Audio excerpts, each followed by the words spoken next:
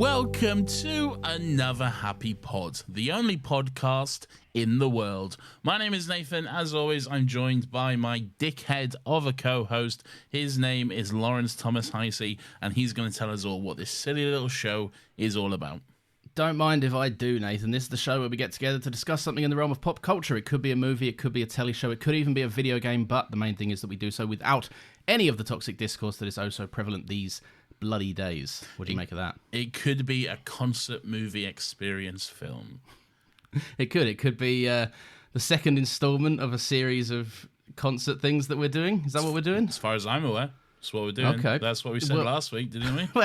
Yeah, we did. I think we put a clip of it at the end as much as well. There we go. So let's get into that. Nathan, yeah. It's time to talk about Renaissance, a film by Beyonce. Yeah. Everyone is expecting that. That's what the title of this podcast episode is. I mean, yeah, everyone knows that's not the case. Yeah. Because they've seen the title of the episode. What we're doing is just making a bad and tired joke, really, isn't it? Yeah, I mean, yeah, that's true. That's true. Do you want to explain what happened? Yeah, so basically, we went into it thinking we'd do a nice little two-parter. You know, we'll do the Taylor Swift Eras tour, then we'll follow it up with the Beyonce. I don't know if it's like the same thing as a filmed concert, but either way, the same kind of thing. A music experience. And anyway, sat down today, thought, you know what, I'll watch it early. I think it's probably about 3 hours long, so I'll get it kind of done and locked in, and then I'm ready for tonight when we record. And I could not find it anywhere. I searched on every streaming service. I searched on the Seven Seas, if you can read between the lines and catch my drift, and it was nowhere to be found, Nathan. So then we decided we'd do this. Not without... Well, we didn't. Some hour of deliberation. We didn't decide we'll do this. You proposed we'll do it. And if I'm being honest, I still think you've orchestrated this entire scenario so that we could do this movie, because you haven't shut up about it since it came out. You're such a sore loser. It's unbelievable. You saw that we put it on like a little spin. Okay, it could have been one of two options. I wanted to do Godzilla x Kong, This Time They Kiss, The New Empire, okay? And I think we should have done that. Here we are. We've done this instead. All right. We left it. Actually, what you're saying is you don't like Catherine's choice because we left it up to her ultimately. Well, no, because that's not the choice Catherine was proposed with. Even though she probably still would have picked this, but she wasn't proposed with Godzilla versus Challengers. Look, will I admit that the odds were stacked in my favour by circumstance? Yes, they massively were. But we agreed to a fair split, and it still ended up being Challengers. I still think you've orchestrated this entire scenario. I don't know how I would have done. I don't own that website. So you can talk about this movie that you're obsessed with. By the way, I have a bone to pick with you off the bat, okay? I guess we're getting into it. It's Challengers, okay? It's the tennis sex movie, everyone, okay? Okay, yeah. Listen, all right, I have a bone to pick with you. You told me I'd like this movie, and you told me for one specific reason. You said, and I quote, it's extremely gay, okay? Yeah. This movie is mildly bisexual at best, okay? This movie is nowhere near extremely gay, okay? To describe this movie as extremely gay is just a straight-up fucking lie, okay? I think it's extremely bisexual. It's not extremely it's mildly bisexual. I think a large number of people would disagree with you there. It's being called a very gay movie by people in the queer community themselves. They're wrong. It's aggressively straight for the most part.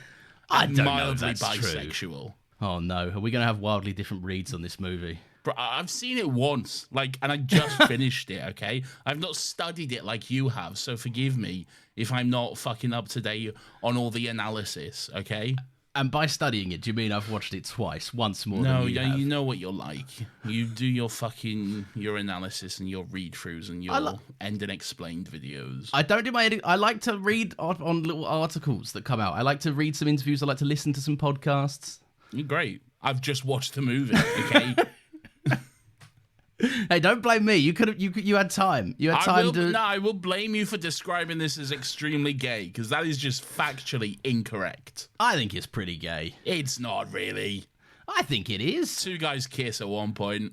It's about as gay as it gets. No, they're in love. There's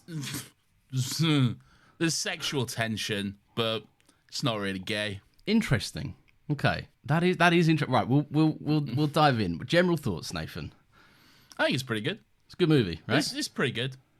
Okay. Yeah. I'm glad to get this. It's pretty good. It's pretty good. I don't care, but it's pretty good. I'll take my crumbs where when I can get them.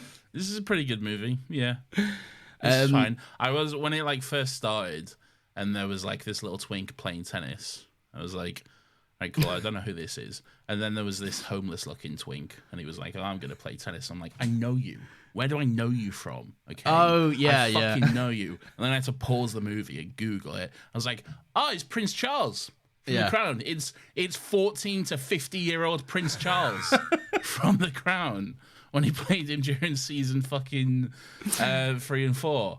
He's a good Prince Charles. I like him in The Crown quite a lot. He's a good Prince Charles. Yeah. I don't think I saw his second season, but I saw his first. I saw up to the point where he starts saying like, he's like, "You want to bring the boys into this? Camilla is my life," and he has that big scene with Diana. That is his second season. Diana's in his second season. She's not in his first. Ah, well there we are then. What does he do in his first? Oh, he learns Welsh for a bit. He learns doesn't he? Welsh. Yeah. Yeah.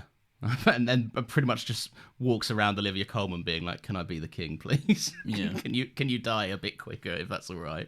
Got his wish in the end, though, didn't he? Yeah, he did. Yeah, but I mean, God, they're really at a place where they should. We're not solving the monarchy here, but like they're really at a place where they should just be like, "Hey, maybe this guy who's like close to being 80 or something should not get a go. Maybe he should sit this one out." They should give me a go.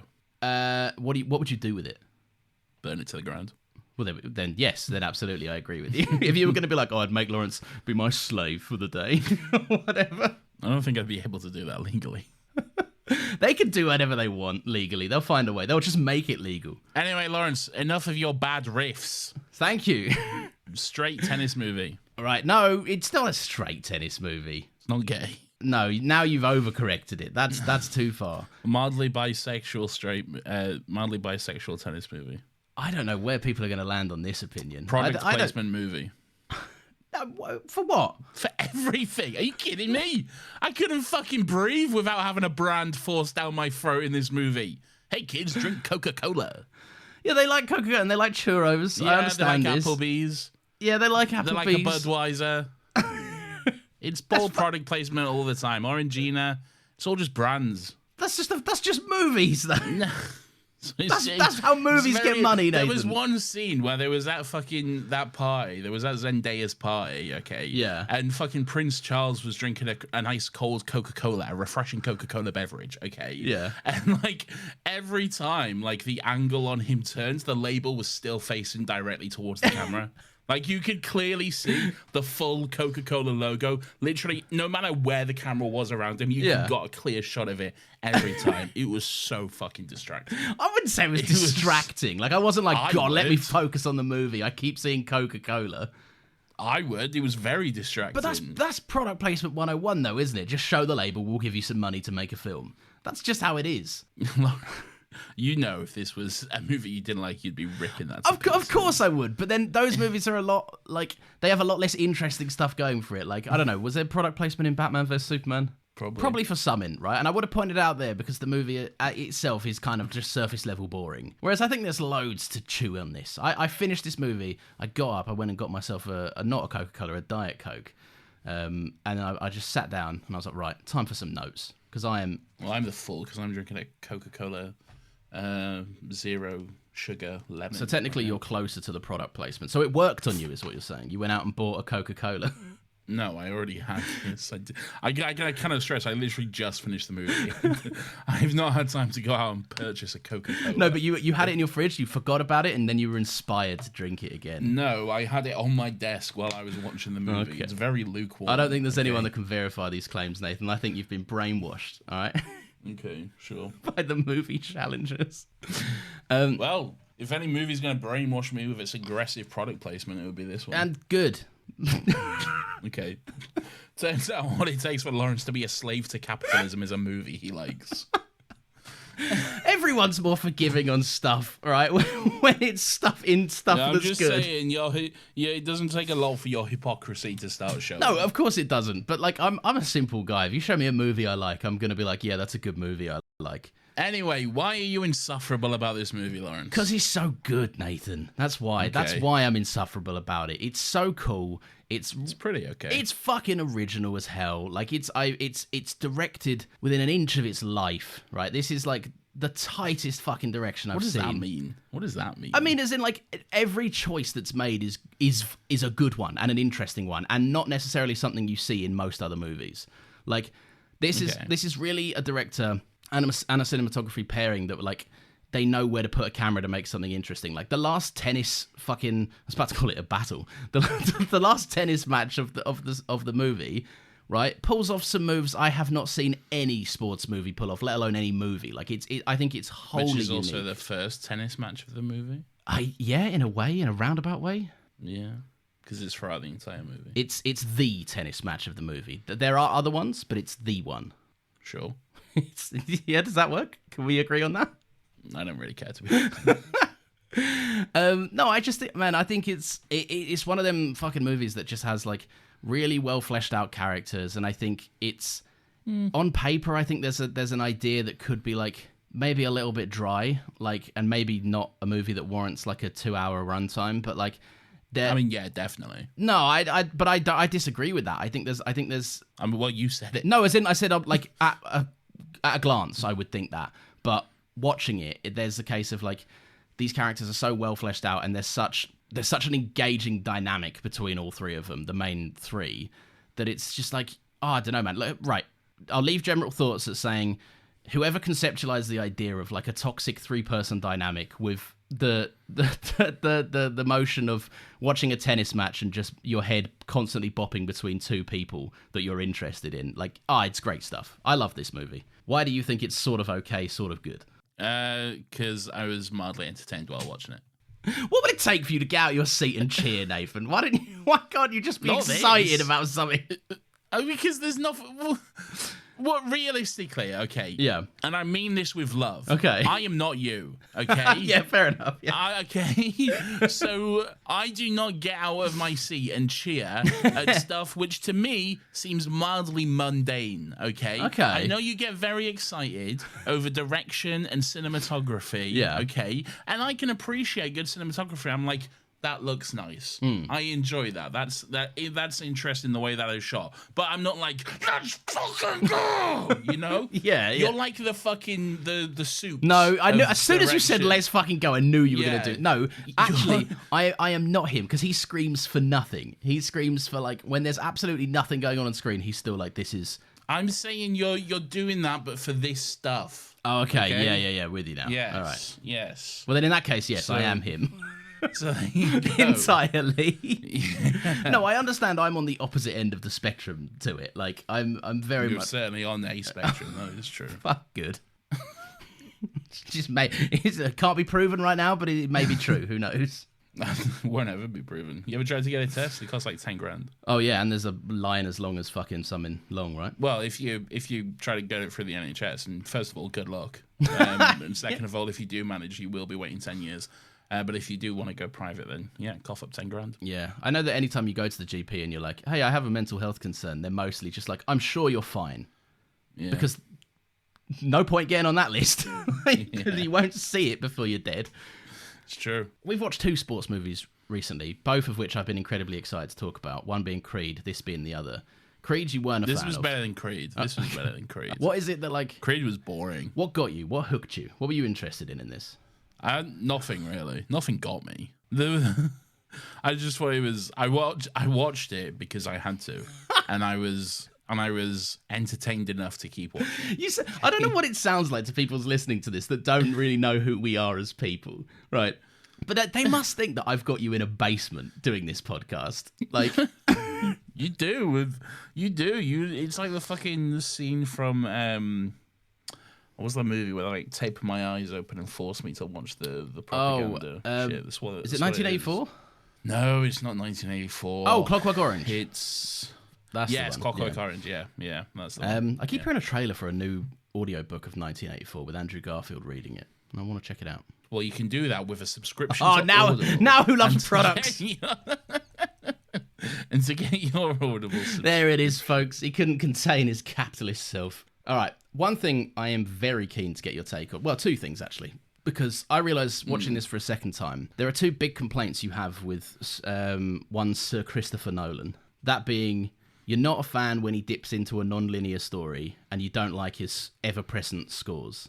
two things that this movie does. I'm not necessarily. First of all, I don't think that's true. That's what you said in Oppenheimer. You said it's a bit too all over the place in terms of cutting back and forth. For Oppenheimer, specifically for Oppenheimer, it is. No, but you spoke in a broader sense about how maybe Nolan's style is just not you, not a bit of you. Yeah, that's true. That's true.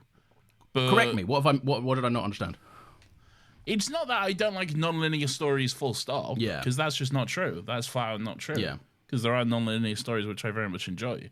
And if it's done well, then it can be effective. Okay. All right. What about the scoring? If the score's good, I've not got a problem with it. If it's inaudible and overpowering and drowns out the dialogue, Yeah. then I've got a problem with it.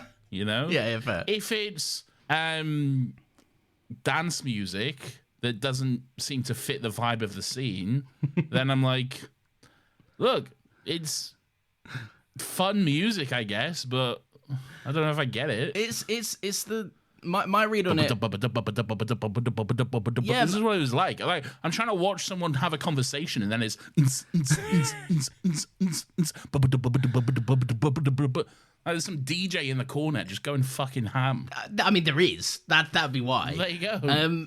I like it. My read on it, and I don't think they've actually spoken about it. The two guys that I'm also scored not it. necessarily a huge fan of like electro dance music either. So I guess I'm not that's either. what Yeah, if I was it has that going against it. if I was out of the club and like this came on, well, firstly, I'm not out Lawrence, of the club. first of all, you're never out of the club. Yeah. Okay. Well, no, I think that would be strange. I'm a 27-year-old man now. That's just a sad place for me to be, personally. That's not true. I think it's You true, can go to the club at 27. mate. They're not like, oh, you're 27. You're a fucking granddad. Get out of no, here. but there is a difference. I went to a club not recently, like maybe about 6 months ago or so, right? And the like, it mostly felt like 21-year-olds, and then my group of mates that are all close to 30, and it was like, this is not. I don't feel at home here anymore. I could blend in these spaces once upon a time, but not anymore. I've not been to a club in years. I'm saying the vibe has changed. You'd be surprised. You walk back through those doors, you feel much older than you actually are. I'm quite happy enough to say I will never go to a club again, and I'm perfectly okay with that. Yeah, I'm at peace with it, and then every now and again I get invited to someone's birthday, and I'm like, ugh, fucking. At a club? Well, yeah, I don't agree with it, but like, who am I? It's not my birthday, so I've just got to go, I guess. Well, there you go. No, my read on the score is that it's a game, right? It's a constant game. Every conversation is a tennis match to a degree. Everything they say is some sort of power struggle. It's three people that are constantly like, fucking, oh, what? He's rolling his eyes, everyone. I knew this wouldn't take long. Go on. Lawrence talks about a movie on his movie talking podcast, and Nathan's like, oh, Go I hate on. this. No, finish your point. I will if you stop pulling faces at me. All right? It's rude. Finish your fucking point, man. I think it works to like show the nature behind the characters, right? Like there are three people that are constantly like plotting and scheming. It's unconventional and it's constant because these three people have a one-track mind, right? Most of what they think about is the game of tennis as a whole. Like I think it's like very, very small. There's very slim pickings for when three characters are talking about anything other than tennis in this movie. So that's always on their mind, and that's this kind of ever-present, like, I guess almost like a fucking techno action-y score, like something that keeps your tension up and your pace up, even though you're not actually playing a game of tennis always. Sometimes you're just talking to your wife in bed, but it has the stakes of this is a verbal sparring match. If I say the wrong thing, I'll lose power. So the score is meant to reflect that. At least that's how I read it. How does dance music reflect that, though? How does dance music reflect a sparring match in any way? Because, well, firstly, there is just a preference and a style. Like, they just went for a vibe for this movie. Like, I wouldn't say it does the job any better than, like, I don't know, some kind of orchestral epic score could do. But, like, it's more, for me, it's the nature of it. Like, it's very rare that you hear the end of a dance track. Because, for the most part, it is just over and over and over again, like a loop. And that's how, for me at least, that's how these three people, their lives are. It's just tennis non-fucking stop. And they don't have conversations about anything else. Therefore, I guess it's this, I don't know, this notion of it never fucking ends to them. This is why doing these episodes is annoying, okay? Because you've clearly read up on all this shit, okay? And I know nothing about this. I've just watched Yeah. the movie, and it makes me seem like such a dumb cunt. I've never said this. Okay, when I come into them, because I don't have all these deep thoughts about the fucking dance music that played while they was watching But I like- tennis. yeah. Okay, it's dance music. All All right. right. End of. That's pretty much as far as my thoughts on the music goes. Does it enhance the story in any way? If anything, I feel like it's quite distracting, and it weirdly did not fit with the vibe of the scene for me personally. I thought it was, I'm trying to hear two people have a conversation, and there's just this fucking going on in the background, which doesn't drown out what they're saying, but it just does not seem to fit the vibe of the movie for me at all. Okay, if there's an intentional choice behind why it's there, for me, I watched this once at gunpoint. Okay, I did not pick up on that, so maybe I'm just a dumb cunt who doesn't understand movies. But hey, there we go. You always revert to this. I've never said this to you. I don't. I know, but you make me feel it. Well, why? Because I just said we're talking about the specifics of the movie. I'm just saying my point, that's all. That's my read on it. And firstly, I didn't read that. I did think that while watching it. I like to read up on stuff. I do like to hear more about people's intention behind certain things, because there is a lot about this movie that I wanted to unpack, and I wasn't quite sure I got certain characters' motivations for stuff. But I don't know, man. I like to come away from them with it didn't end at, oh, it's just dance music and it's distracting for me. I was like, I definitely noticed it because it is an unconventional and weird score, and it does feel out of place in these movies where you traditionally get a moment of a couple in bed might not be scored with fucking electro dance music. But then coming out of that, I'm just left with the question of yeah, but why? And the more you sit and the more you kind of ponder it, and then obviously reading up on it helps, but it got me to a finish line, but I still had the initial questions behind it. But that's the fun of watching a movie to me, is unpacking these little bits. It's why I watched fucking Dune 2 5 times. You do recognize that I've not had enough time to do that, though, don't you? Of course I do, but that's why I just Okay. I'm curious about Okay. your kind of off the cuff observations and stuff. I'm not expecting a fucking 10,000 word essay on my desk by tomorrow morning. I just wanted to engage and talk about it. All right, what about it did interest you? The movie, as a whole, characters, literally anything. Well, I was interested in the premise that you described as extremely gay. Again, a lie. I don't think it is. All right, you explain to me how you think this movie is extremely gay. Okay. Okay, and then I'll tell you why you're wrong. Okay, good. Well, that's always fun. I love to start a conversation knowing I'm pitted against something. I think the characters of Art and Patrick, right, Prince Charles and another guy, who are both very Tennis twink. Tennis twink. Yeah, right. Are we doing this? Are they their names now? Yeah. Okay, good. They obviously have that for me, right, in a movie that explores the dynamics between two couples, right, being Zendaya with both of these two different guys. The two guys from it for me are the pairing, right? There's firstly, like you even said yourself, there is sexual tension between them both, right? There's this nature of they've grown up together in boarding school. They tell that story about how one of them taught the other one to jack off and stuff. It's inherently sets up, especially in their youth, that they have this ease and comfort around each other, and I think that's shown through they're constantly kind of pushing each other around. Their dialogue is very natural. They have physical contact with each other outside of sex, which they don't have with Zendaya's character at all. They have this kind of they're pushing each other about. Patrick loves art. Right, there is no Prince Charles loves Tennis Twink. There is no two ways about it. He is in love with that man, and I don't think Tennis Twink feels the same way about Patrick at all. Right, I think that it's very much an unrequited love, and I think the ending goes to further show that he doesn't want to win Zendaya. He doesn't want to win at tennis.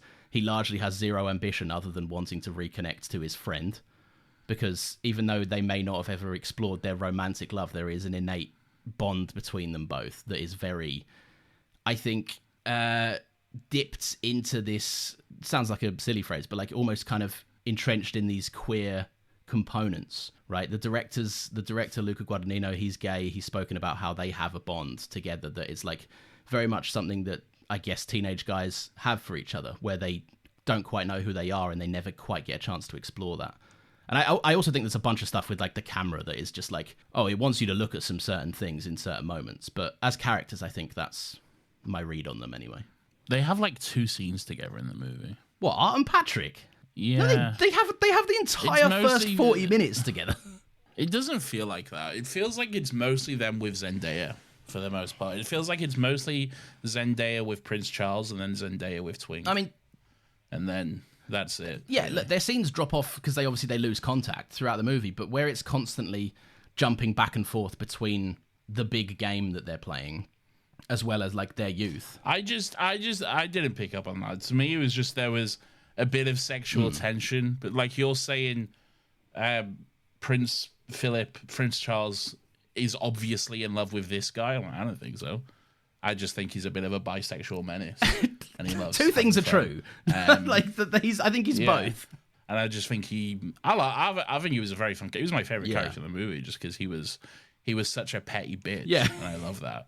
Like when he showed up to the game in Atlanta wearing the fucking "I told you" t-shirt, and then just sits down and watches the game. I'm like, I love this. This is so petty. This is great. Yeah, it was great. It was iconic. But yeah, I don't know. I never picked up on he's like, oh, woe is me. I'm so forlorn. I love you, tennis twink. I've always loved you, or anything like that. There's a sexual tension between them, I'm sure. But even in the end, like he fucks Zendaya before the final game, and at no point during those scenes is he ever saying anything about the twink. It's all about them two. I see what you're saying, but I think I disagree because that Zendaya goes to him because she wants him to throw the match, because Zendaya does not respect or believe in her husband at all whatsoever. No. She's and that's very clear. He's a little lapdog. I think the key identifying moment of that is when Prince Charles and Zendaya have an argument, and like he says like, "Oh, you're not my coach," or whatever. Like, I'm not your student, or whatever. And then that's obviously what he ends up becoming to her. Yeah, because he's a little fucking snake. He just plays the long game and waits. Like he even says it. He's the kind of guy who's like, "Where's my hug?" You know that guy? Yeah. That's what he is. He's the little creep.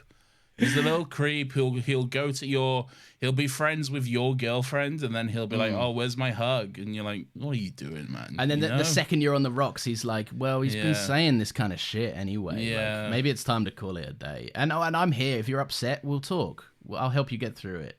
He's that kind of guy. He's Drake. Yeah, he is Drake. Yeah. At least this woman is of age. That's all I'll say. It's true. He's not a paedophile like Drake. Yeah, he has that on him. Say allegedly, Nathan. No. I'll say it then. For the podcast, allegedly. I won't say it. Yeah, you might have that kind of money. I don't. All right, I'm not dealing with this. Allegedly. Lawrence says, thank you. No, but I think that scene at the end that you're talking about, like, yes, he obviously does go and fucking, like, have sex with Zendaya, or Tashi, her character, and then, like, he's a menace, right? I'm not saying at any point he's a good guy, and at this point he has pretty much, like, lost kind of adoration for Art, right? Because he hasn't seen him in fucking years, as far as he knows. He basically... Art. I don't know who Art is. I think you're talking about Art as in like paintings and movies and shit. Just fucking call him Tennis Twink. I did. There is a scene where like it's at one of his tennis matches, and the first time I watched it, they're holding up a sign that says "We love Art," and I was like, "That's cool, but this is tennis. Like, why are you here? go stand outside a museum or something." Tennis can be art. Well, I guess so. I mean, this movie definitely thinks so. Oh, shut the fuck up. No, but right, the ending where he does have sex with Zendaya's character, I think he's pretty much exclusively talking about Art. He's talking about like doing. What did I just say? What? Think about what you just said. Fuck, it's a character. Get over it, right? You know who he is. I don't.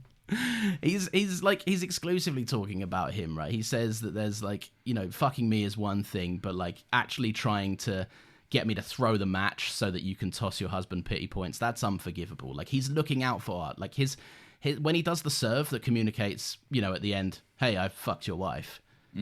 That's... Which you spoiled on Twitter, by the way. No, right. You don't... You did. You did. I didn't spoil what it meant. Well, no, you did, because as soon as I saw that scene earlier in the movie, I'm like, oh, Lawrence tweeted about that. That's going to be significant later, right, isn't well, it? I don't know what you want me to tell you. The movie's been out a month. Like...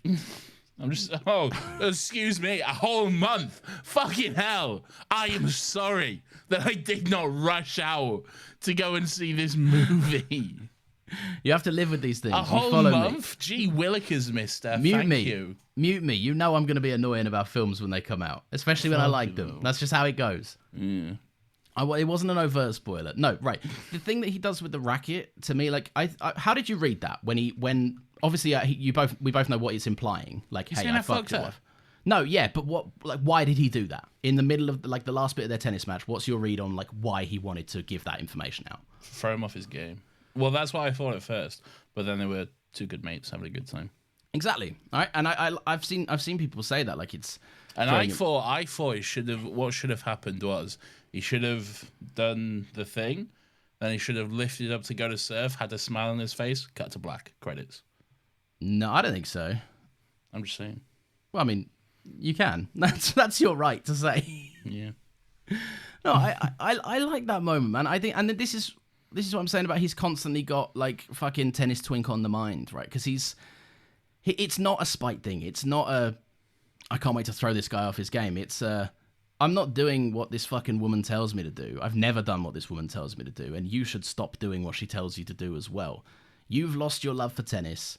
I fucked your wife. You hate me. But if you're going to hate me and you're going to win, at least win on your own terms. At least win honestly and at least get your dedication and passion for this sport back that it is in a way that isn't through your wife who is living vicariously through you. Like, we'll never find out who wins. What a letdown. They all come, Nathan. They all win. No. They all... 0 out of 10. No, it's not a 0 out of 10. Right. Explain the end to me. I don't get the end. Why is Zendaya cheering? Zendaya. Because she wants to watch good tennis. That's all she's wanted. She doesn't care about either of these men. Right, both of these men suck to her. They're just in her life, right? She doesn't care. She doesn't love her husband, right? She's with him because he opens doors for her. He's the ambitious one of the two, and he's somewhat half decent at tennis, so she can still be in that world. Well, but okay, but if you're saying she just wants to watch good tennis, then why at first is she like boo, but then like yay? You're gonna have to give me some more to go off of there. What are you talking well, she about? Like. At the end, when they like fall on each other, she's like, fuck no! But then she's like, yeah! No, she's cheering. She's happy. She's excited about it the whole time. Is she? Yeah. That mate, I need to watch that again. It's the primal scream thing, right? Earlier on in the movie, Zendaya has a big moment where she scores the winning shot against that woman, right? And she literally goes, come on! That seems very angry to me. No, that's like... And then it's that. No, that's euphoric. She's saying, come on. Yeah, but she has a very angry look on her face when she says it. And then the face softens into a big smile, and then she cheers. I think that's euphoria and relief. I mean, I have a big theory about how the end of this movie is basically just a big orgasm for all three of them. Fucking hell. All right, here we go. Go on then. Right. Earlier on in the movie, fucking... I'm using character names. That's how my notes are. Don't shut up about it. It's fine. Well, I don't know who's who. You're a big boy. You can fucking work it out. It's fine. At the start of the movie... Tashi describes a tennis match as like being in love with someone, right? She says that tennis is a relationship. You know who she is. I don't. Who is she? Take an honest guess, because you're now just doing this to annoy me. You know who she is. Zendaya. Well, there we go. Wow, well done. Tashi says the game is a relationship. Tennis match is a relationship, and that's like when she does. Art says to her like, "Hey, you screamed earlier when you hit the winning shot on that girl. You screamed," and she was like, "Yeah, because I was in the zone. I was in the moment. It's a relationship." For a good 15 seconds there, we were in love. We were playing tennis. We understood each other fully. And then Art spends the rest of the movie being like, "I hate tennis. Tennis is really fucking horrible. I don't like it because I don't like my relationship with my wife." And then at the end, when Prince Charles spurs him on by doing the whole "I fucked your wife. If you're gonna win, fucking win. Let's see you actually play a game." And then he slams the fucking... You remember when he like Prince Charles has to dodge out the way of the tennis serve because it like almost slaps him in the face, and then Art screams. That's because that's the moment where they're like, they get it. Like he's like, I'm locked in. He said earlier he'd never seen anyone play like that, and then he ends the movie playing like that because he finally fully understands his partner, not his wife, his tennis partner, the man who he's not in love with, but it's a relationship. There's a bond between the pair of them. And then Zendaya has that kind of euphoric look and relief on her face because all she ever wanted. She says it in the movie earlier. I don't care who wins between either one of you. I just want to watch some good fucking tennis. Because that's all like, she's been removed from that life because of her injury. She's been watching him, like, dwindle away his success while knowing, if I had a recovery like yours, I could have fucking dominated. And then at the end, she's finally getting what she wants. She's watching someone be the best. And she's like, fuck yeah. So how is that sex? Because tennis is a relationship. Two partners fully understanding each other, at one with each other. The reconciliation of these two lads who have spent years apart, probably about a decade, not speaking to one another. They finally understand each other, and she is wrapped up in that world. I'm not sure that answers how that's sex. Because if you read tennis... So sex is when two people who haven't talked now talk? No, because it's the tennis is a relationship thing, right? It's the if you read tennis as a bond between two people, if you read a pure primal tennis match as two people intimately connecting with another, it's a metaphor for sex. They're not having sex on the court, and I know that's not what you're saying. That's not what I'm saying. No, at I know. all. I know. Don't but like, frame me like that, you dickhead. I just said I know that's not what you're saying. Then why frame me like that? I didn't. I'm just saying it's metaphorical, right? It's this stupid metaphor, right? My note reads right. This ties back into the non-linear structure. This entire movie is edging you, right? Because it keeps giving you context. Are you going to be so aggressively horny throughout this entire throughout this entire fucking discussion? Yes. Okay. The movie is edging you because it keeps giving you context and then taking it away, right? What a fucking way to describe that. Mate, so many people are describing it like this, right? The movie itself is a large metaphor for the intimacy between two people. What is it with? Why are film nerds so fucking horny lately? What is going on? With what? What other thing are they horny for? I don't know. I just noticed there's this really big fucking... If anyone says, like, if anyone mentions the fact that, oh, sex scenes, yeah, they make me kind of uncomfortable, like, well, you're a fucking idiot. And I actually love fucking sex scenes in movies. I think that... I don't know. I think everyone being like, hey, don't include a sex scene. I think that's weird. I don't think there's anything wrong with someone being uncomfortable by a sex scene in a movie. No, there's not. But, like, that doesn't mean the movie should take them out. No, and I don't think anyone's suggesting that. Yeah. But if someone is uncomfortable, for a sex scene, they probably have legitimate reasons for that. And I think calling them a fucking idiot because of that is probably a bit harsh. Yeah. This is the thing, right? Everyone has their own story and their own things that are going on in their life, right? Like... People's boundaries exist for a reason and should be respected, but like, I think the people that aren't calling you for the removal of it and know that if they have a problem seeing that kind of thing, right, then being like, you know, maybe I'll watch this at home when I can skip through some of it, right? That will give them a much better experience, and no one's got a problem with that. But being like, I don't like this thing, remove it because I don't like it. That's stupid. Anyway, whatever. Talk about how this movie's edging us, apparently. Right, the non-linear structure, it constantly gives information and takes it away, right? You start the movie thinking, these two are mates. No, sorry, you start the movie thinking, these two don't like each other. They're very angrily playing tennis against each other. They're exchanging looks, they don't like each other. And now they're best mates. And who's this woman? Oh, they like this woman together. Oh, but now the woman doesn't like that guy. Oh, but now this guy is in relationship with this woman, and they both don't like this other guy. It's constantly, as the plot unfolds, because it is in this non-linear structure, you're constantly getting more information. You start the movie, right? Everyone in that room, everyone on that court, right, has the knowledge Zendaya has slept with one of those men that she really shouldn't have slept with. And you don't find that out until the end of the movie. It's a slow release, right? Because of its non-linear structure. Wait. Okay, so you're saying when this tennis game starts... Everyone is in world or the audience, everyone? No, not in the audience. The audience won't know until later on. But like, not... All right, everyone is the wrong phrase. We'll do that point again. Tell me what you mean by that. When the movie starts, in the character's headspace, Zendaya has had sex with Prince Charles, right? And Art doesn't know this. Her husband doesn't know this. But we have no idea that that's happening. That. Yeah, we don't know that. Yeah, so when it gets to the end, you're drip-fed this information that gives you further context on that final scene. Yeah. In other words, you know, some things are happening that get you to that final point. And then at the end of that final point... I don't know if that's edging, though. I think it is. I think at the end of it... Okay, would you describe the movie Deadpool as edging? What, Deadpool 1? Yeah. No, but does it end with what I'm about to say as well, with the specific set of circumstances where everyone's happy, even like I mean, in a way, yeah, it does have a happy ending. the main three characters? I mean, I don't know if there's three main. I haven't seen Deadpool in a while. I don't know if there's specifically three main characters in Deadpool. Well, I'm not arguing for Deadpool. I'm just saying I don't think every. But what the point I'm making is any movie that is non-linear, is that edging? No, of Is course that it's also no, of edging? course it's not. That's not what I'm saying at all. Okay, so I don't understand this whole edging scenario. Is okay. So if a movie's about sex but it's also non-linear, is it then No. Is the movie then edging? Why? I'm not trying to make this a rule. I'm just saying this movie specifically does this. I'm trying to get into. I'm just trying to define why this is edging, but other movies who do non-linear storytelling that is not edging. Okay, Because- what's special about this one that makes it edging? That makes Deadpool not edging? I have not seen Deadpool recently enough to comment, Nathan. I don't know. Or any fucking, I don't know, fucking one of Nolan's movies.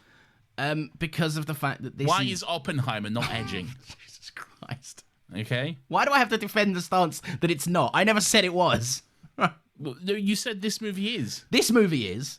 Yeah, I but can talk about this movie. All right, so what makes this movie edging that makes other movies not edging? This movie specifically is framed around tennis, right? I said there's pretty much zero scenes where they aren't talking about or playing tennis. Mm-hmm. And as established in the early parts of the movie, tennis is essentially a metaphor for a relationship. You know, she says art doesn't play real tennis. You don't understand real tennis. Real tennis is when two people fully understand each other and Okay. can intimately So express tennis themselves. is a relationship. I get it. Tennis is a relationship. Okay. Yeah. Yeah. Continue. So then, as the movie slowly drip feeds you information that informs that game of tennis, that specific game of tennis that they're playing, Yeah. right? And brings three characters closer and closer together. Three characters that you start the movie believing are on some kind of warring factions, right? There's obviously a distance between them, right? The movie slowly gives you context as to why they get closer and closer together so that by the end, when two people reconnect and Tashi gets what she's always wanted, which is to watch good tennis, all three of those characters have a resolution at the same time with the context that's been added throughout the movie, drip-fed slowly and slowly to get us to a point of ultimate euphoria, right? Where three people essentially end their arc simultaneously. Two people connect, one person watches, they don't care about that connection, they get to re-enter the world that they believe they left behind, right? The movie sets up Zendaya's character as she will be the greatest tennis player to ever live, but she's taken from the court. She can't play tennis, and she doesn't watch anyone else reach those levels that she was capable of in that primal state of screaming, right? So when she sees two people do it, she's finally back in the tennis world for good. And so three people close their arc out with the information and context that the movie has been building up to slowly in that specific instance with that specific game of tennis, which, as you know, is the intimacy between two people and the relationship. So boom, sex. Okay. Yes, but sex. All right. Forgive me. Okay. Forgive me if I sound harsh or mean or in any way like I'm trying to be purposely obtrusive, because I'm not. Okay. All right. But you understand that sex and edging are two different things. Yes, okay? I do. Yeah. Okay, right. But if you were to say this movie's a metaphor for sex, sure, I could go with that. But edging specifically, okay, because with edging, not to get too graphic here, but with edging, you do need to be at a point where you're almost at the point you want to be, and then it's denied and taken away from you. Okay. Yeah. Does that happen during this? Because I don't think so. I think so, because you've given context that feels like you fully understand the match. Every single plot element that happens in the past tense provides an extra piece of context for the match, an extra layer of that dynamic. And you constantly think you understand it until the next flashback sequence when you realize, oh, that's not what I thought that was at all. I would just call that a movie, though. All right, fine. Look, I think you That's might be just trying to add too much logic to a metaphor. But That's just learning about the plot as it goes on. all right, fine. Do you know what? We've done 10 minutes on this. I'm fine to move on. That's my thing. I quite like that movie. I think that's an interesting facet of this movie. Okay. Okay. Right. What do you want to talk about? Nothing. It's great. No, I don't know. I have no notes. I just came off fresh from the movie. Oh no, but like You'll need to guide me. All right. The cinematography in this is very lovely, right? I think some of it is weird, man. It's absolutely weird. Yeah. What parts do you mean are weird? There was one shot which I didn't like because it just felt, I don't know, it felt, I don't know how to describe it, but there was one moment where I think it was after Zendaya had the injury, where it's and she's like training with the blonde twink. And it's like it's almost like there's just two cameras in the middle of the court back to back, sort of thing. Oh, like it's cutting to yeah, and it's switching from one to the other. I was like, I don't like this at all. I hate this. It just seems boring. I think it just seems very uninteresting. Just like there's a mounted cam and that's it, you know.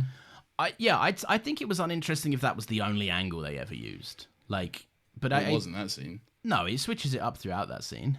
Yeah, I guess. I know what you mean, because I think it's one of them things that it and this is what I quite like about it being like, when I say it's like wholly original and like there's stuff that I genuinely haven't seen done before, right? Is it's never uninteresting, right? Even when it's like these two. I would say that's uninteresting.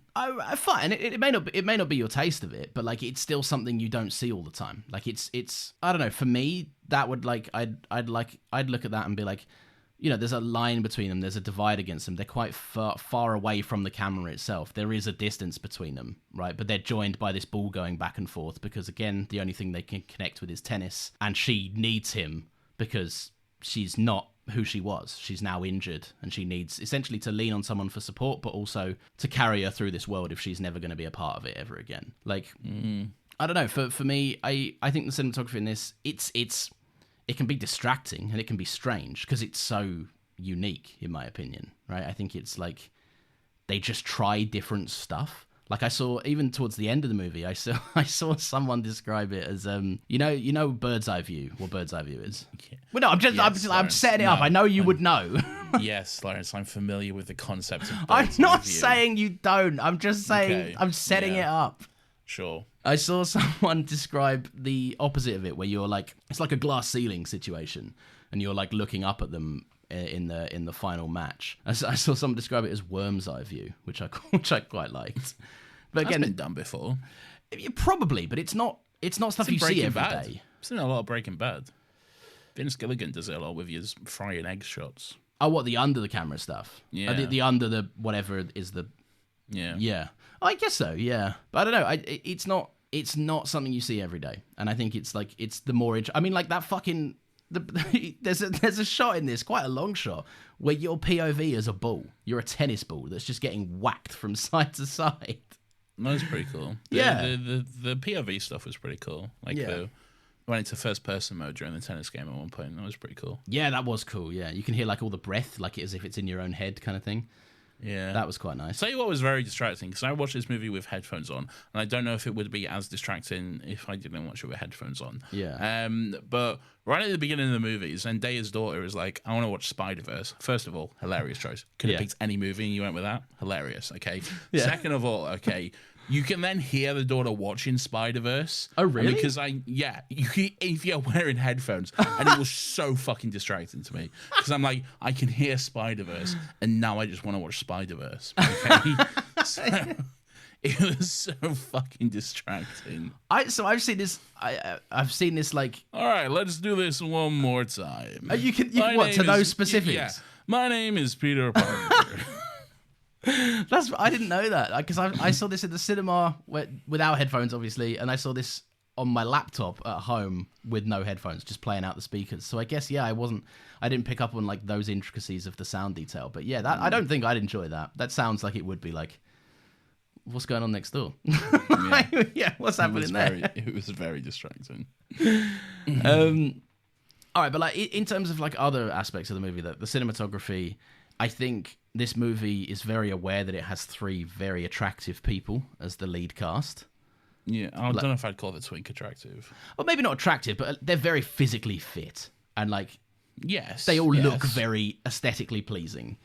No, not your vibe? Not the blonde guy, no. He's a bit too polished, isn't he? A bit too action man-y. Not that. He's got a weird face. he's got a weird little rat face. Is that just because you know him in this movie where he's a little sneak and he's a little snaky boy? Not really. I just think he's not that attractive. I mean, Fair no enough. disrespect to the guy, but he's no Prince Philip. Prince Charles. Fucking hell. He is no Prince Charles. Yeah, that man is objectively the sexier one of the two. It must be said. But I think the movie shoots... There's so many close-ups on, like, the flex of a calf or, like, a muscle in an arm.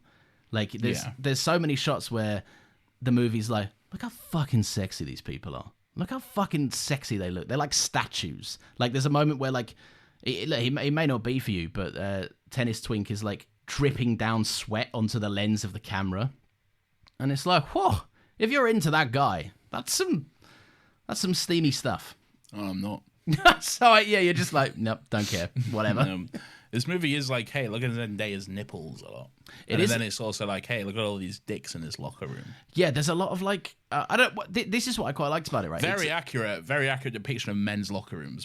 Everyone's just flopping everywhere. Fucking dicks everywhere you look, man. It's just, oh god, I hate this so much. Not only dicks everywhere, also, but like people willing to just they're standing about talking to each other with their meat just one leg up on the bench, just stood there, just having a conversation with their dick just fully flopping about. I'm like, Jesus fucking, what is it with men above like 40? Just like, no shame whatsoever. The most relatable line in the movie is in that sauna where he's like, I'll talk to you if you put your dick away. Otherwise, no, I'm not interested. All right, yeah, the movie, what I liked about it, the cinematography specifically, and this is something I will admit to reading, and I only know because I read it. Right, this is the writer of this movie is very interested in tennis. Fucking hell. What a revelation. No, but you can write stuff you don't give a shit about. Like, you could have fooled me. All right, I would have thought they were interested in trains. But the director doesn't give a shit about tennis whatsoever. He's like, this is like he said in interviews, he's like, I actually find it quite a boring sport. Okay. And so his way into it, and this is where I think it's a great writer-director pairing, because the director was like, this looks fucking boring. And he approached it with the challenge of, what if it wasn't boring and I could make it interesting? And so that just divulged into him putting the camera in weird places, being like, hey, if I'm not interested in this text, I assume the audience won't be, so I'm just going to try and make it as visually entertaining as possible. Like, if you're bored watching tennis, like on a TV at home normally, this is not going to be like any tennis match you've ever seen. This is going to be like, you're a racket, now you're a ball. You're everywhere. I quite like watching tennis. I've only watched one tennis game in my life, and it was one of them things where I was entertained briefly while watching it, and then I never thought about it ever again. Like, I had no desire to get into tennis or watch more tennis. I watch Wimbledon every year. I have a good time. Yeah, that's a big thing for people. People, like, it's like the World Cup. Like, people that don't care about football still get rallied up behind the World Cup, and I'm like, it's still football to me. I don't know, like, Wimbledon doesn't make tennis more interesting to me because it's still tennis at the end of the day. Okay. Do you know what I mean? Yeah, I guess you at least have to have a passing interest in it to enjoy it. Yeah. What else is going on in this? Oh, the other thing about the cinematography, they light and pose the actors really well. They know exactly where to put a light so it just bounces off fucking Prince Charles's abs in the best way possible. Like, everyone, the movie goes out of their way to make people look very attractive. Like, the positions they're in, when Prince Charles is just like lounging around, he'll like pretty much always have his hands behind his head because he's just flexing. and he like knows that he's looking good while doing it. Which I appreciate, because the movie hinges on me believing that these three people are sexy and have sex appeal. So it's good to show that. I mean, they are sexy. They are sexy. Well, two of them are, but no, but the other one still is like, he's in great shape. You can understand why he may not. He's physically fit, yeah. Yeah. But I think there's more to attractiveness than just physical fitness. Of course there is, but when you can't connect with these people and all you have to do is watch them, it helps if they're sexy. Sure. Do you want to do the characters? Do you want to talk about specific characters a little bit? Can do. What is it to say though? Really, that hasn't already been said. Not much. I guess I don't know. I just want to. I think it'd be interesting to like have a little explore, like because there's three people and the movie is mostly like it's tennis, but it's also these three people and they're at any given point their opinions of the other two people. Yeah. I quite liked as a character. I think Zendaya is like, firstly, incredible performance from Zendaya. I think she's doing really like interesting work in a role that she's not really been seen in before. She gets to play like an actual, not an old woman by any stretch, but like an older woman. She's not just a teenager in this, which is something she gets to play her age. She actually gets to play her age. Yeah. Which is interesting. I think she fucking bodies it, man. She bodies it as this kind of this person that once had everything but is like bitter and has all this ambition and drive but can only funnel it through this puppet of a husband who just is so not on board anymore. Like, I don't know, I think their dynamic is really interesting. What do you make of like her as a character as a whole, I guess, or Zendaya's performance, wherever you want to go? Zendaya's performance was good, you know. I don't think it was mind blowing or anything, but I thought it was good. Yeah, she did what she needed to do. I guess she did a good job at what was required of her. What, in terms of her performance?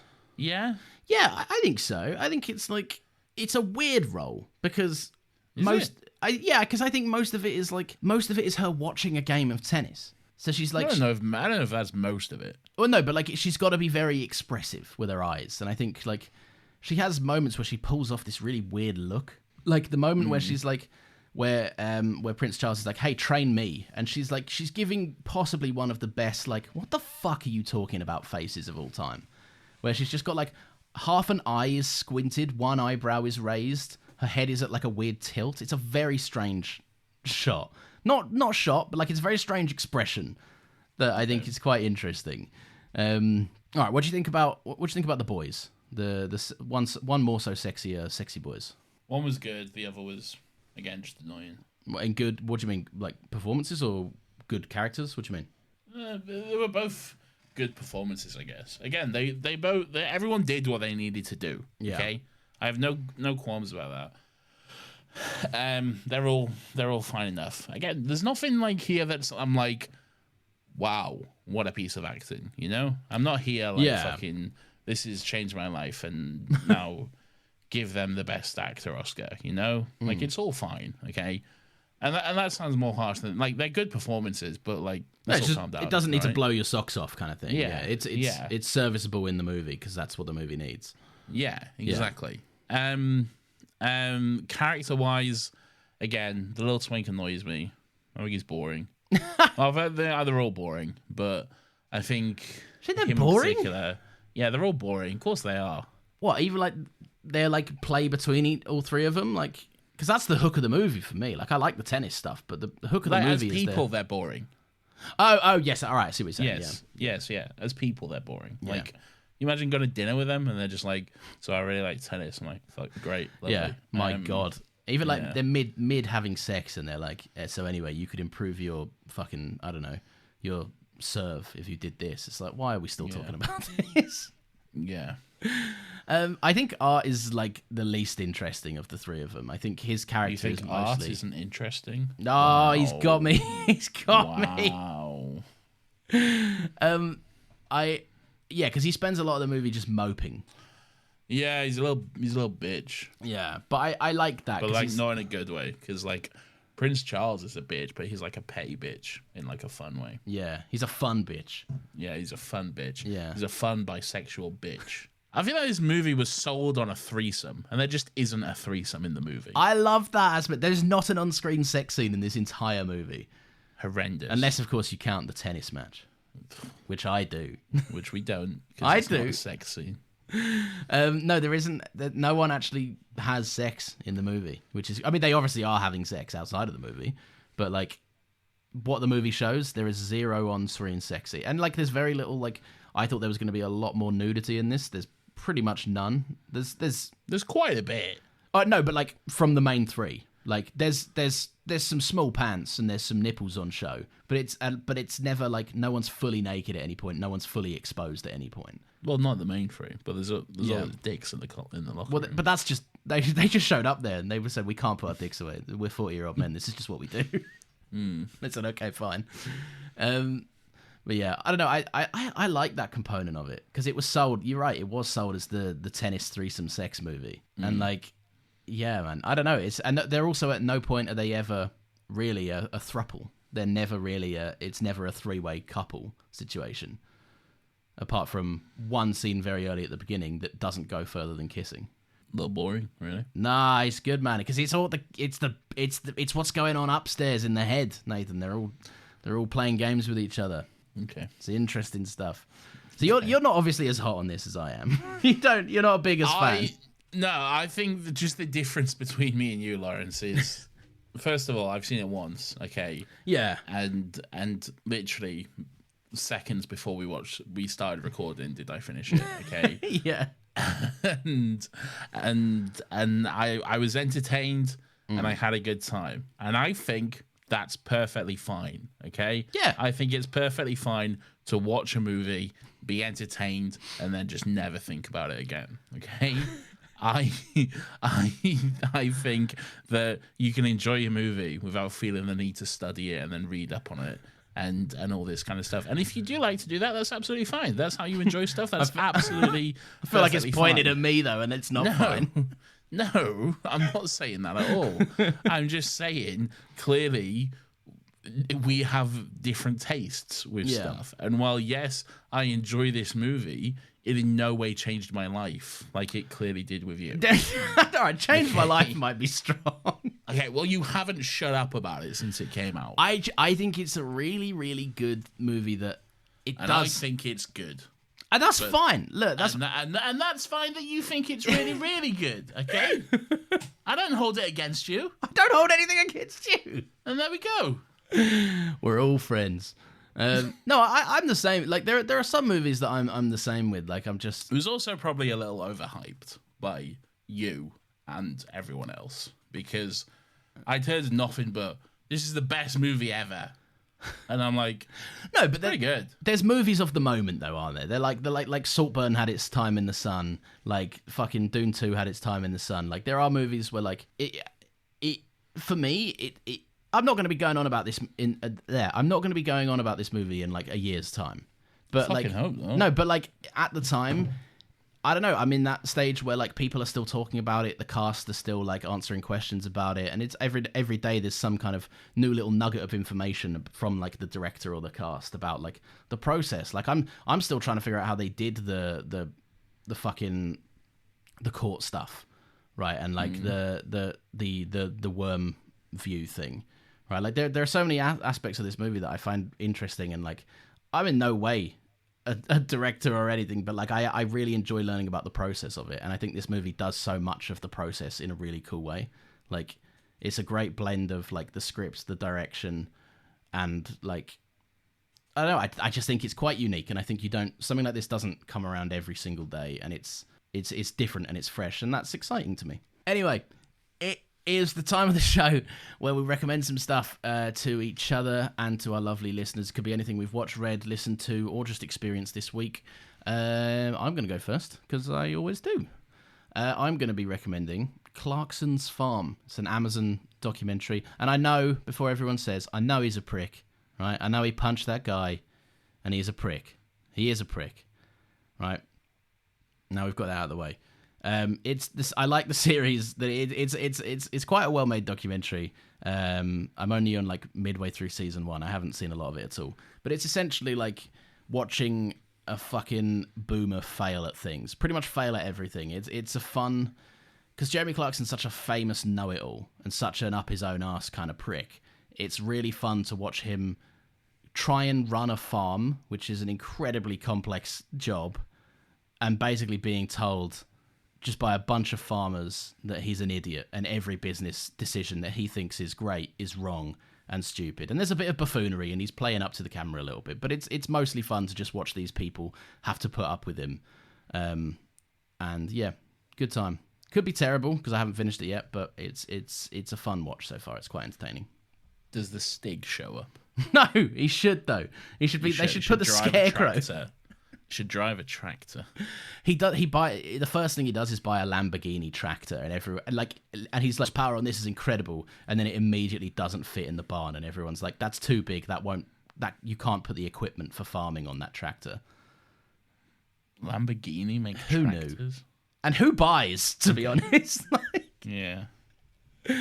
Isn't it John Deere? Isn't that the tractor you want? it could be. I don't know. You want a John Deere? That's a brand of tractor. Yeah, I think so. Yeah. I used to drive a tractor. My dad was a groundskeeper before he retired. Yeah. I drove a bunch of tractors around. It was good fun. Well, I drove one specific tractor around a lot, and a lawnmower that had a fun little pedal, like that you could like push down. There was the pedal for driving it, and then there was the pedal you could push the little cutters down. Anyway, Lawrence, my recommendation. You don't think that was interesting stuff? No. I don't think I need to recommend this. And full disclosure, I haven't finished it. I've got an hour left to go. But I'm going to recommend Jenny Nicholson's 4-hour-long video on the Star Wars Hotel. 3 hours in so far, and it's it's great. It's just so well done. She hasn't uploaded a video in like over a year on her YouTube channel, and like there's a reason for that. Like she spends a lot of time working on these videos, and she mostly does stuff like on Patreon now, which is completely fine because like first of all her Patreon costs like $2. Oh, okay, I think. nice. And then she puts out like quite a long video every month on there as well. Yeah, it's great. It's a fucking Jenny Nicholson video. It's the magnum opus of YouTube. Basically, it's incredible. It's so well put together. Seeing just the complete fucking ridiculous failure that is this Star Wars hotel, and just how they thought it would be a viable option. And is this the one I've seen where like all the rooms have like the vibe of they're like on the spaceship? Yeah. The whole thing is it's themed to be like a spaceship. It's so like I can't imagine any parents like, let's go away for a holiday where we have to sleep on like a bunk bed or something. Well, yeah. Oh, I like that with Jenny Nicholson though. That's the quality assurance. Like she disappears for a year and then she's like, I'm back with a banger. And check this out. And like 4 hours as well. Like that's an insane length. Exactly. It's great. It's so good. It's so well put together. She does a lot of research. She put a lot of time and money because fucking hell, it's that one expensive hotel. Oh shit! Well, she goes and like tests it all out and stuff. Like she couldn't do a successful review on the hotel without. No, but like she might herself, some people like break down like people's experiences and like. Not Jenny Nicholson. All right, she's not. True. She's not doing that. Okay. That's on me. I should have known. Yeah, $6,000 for a 2-night stay in the hotel. Oh my god! Why? Yeah. What? And then you get there and it's bad. Well, we'll have to watch the video. All right, awesome. Yeah, I do. I will check that out. I love her stuff. Obviously the one we've spoken about a few times before, the Vampire Diaries one. It's just an incredible video.